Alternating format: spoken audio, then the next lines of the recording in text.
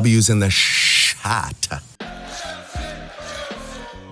Let's get it, y'all. Cole just dropped an album. You need to leave. Cole Jermaine Palmer. That's the only reason why. That's the only reason why. Historically, I'm happy. I can't even catch my breath.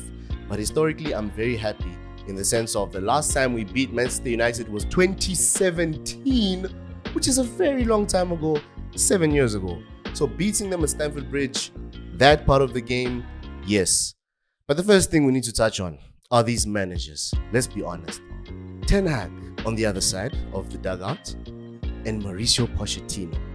These men could be the worst in-game managers that are managing historic clubs that I have ever seen in world football. Ten Hag took Garnacho off for no good reason to bring on Rashford to play a position he does not prefer. As much as Rasmus Højlund had a difficult game, I think that was a very awkward decision. Injuries just keep hitting Man United, so they made a lot of in-game changes. Johnny Evans came off, Kambala came on. It was just all over the place in terms of substitutions. Casemiro had a bad game. On our side, the substitutions made no sense in the sense of Badiashile and Disasi, right? Who played better? Of course it's Disasi, right? Why was he the man taken off? Was he tired? And when Sterling came on, Sterling doesn't offer much, but it's not like Mudryk offered much either.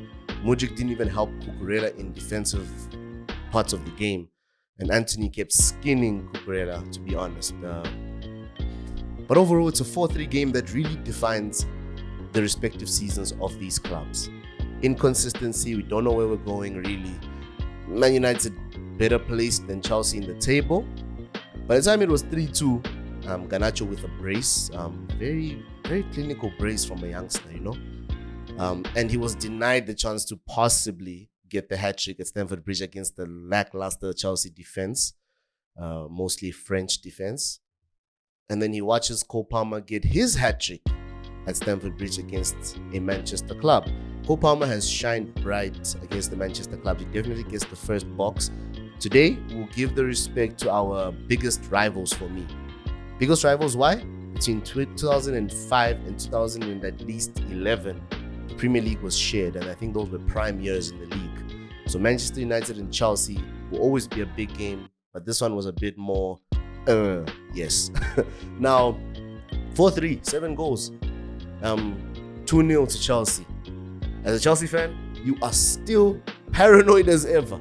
You feel, firstly, you wonder how we got there, yes, and then you're like, we're probably going to concede, and if we concede one, then everything could just break down, right? And that's what happens. Moises Caicedo makes a mistake, and yeah, Garnacho very clinical in that sense. The first box I'd like to give on our side would be Cole Palmer, just to give him the praise he deserves. On Man United side, I think Andre Onana, for the first goal that Gallagher gets, Onana should do better. I think Onana, if he just had a better game, we might not have had a basketball score to some degree.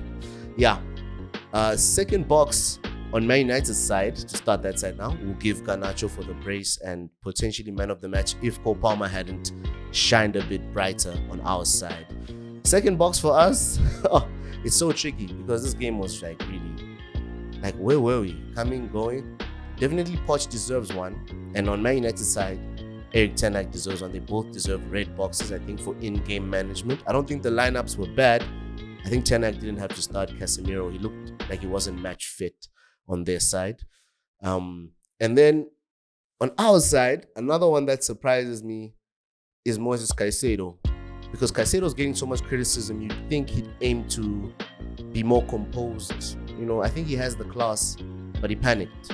He panicked and he misplaced the pass, but Yeshua asked for the pass to feet and he squared the ball. So I think it's Caicedo at fault in that situation for the 2-1. And then all of a sudden, boom, Bruno Fernandes header, it's 2-2.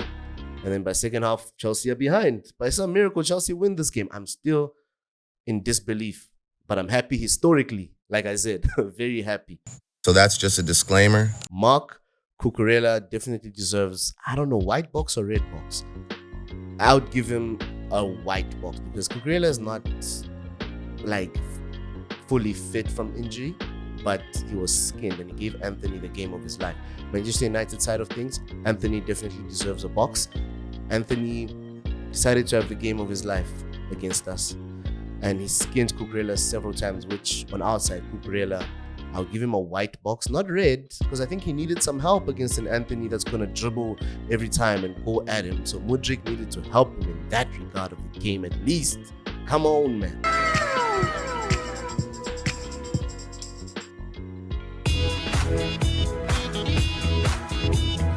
Final box. It's tricky, fam. But I'm going to give it to Axel Disasi, and I'm going to make it a red. I think Disasi needs to be able to manage the back line a bit more. There's nothing Petrovic could have done for most of the goals, if not all the goals that Man United scored. So Petrovic, he wasn't in the wrong. Who was in the wrong? The men in front of him. But Yeshio, we can't put too much blame on him as a player, like he's just back from injury as well. But Disasi's played the whole season. You'd think he'll be manning the back line, and we need him to be better. Into next season, I do believe Disasi will be more settled.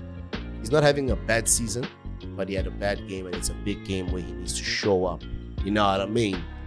But yeah, we move 4-3 still. 4-3. Cole, Jermaine, Palmer. Shout out for watching.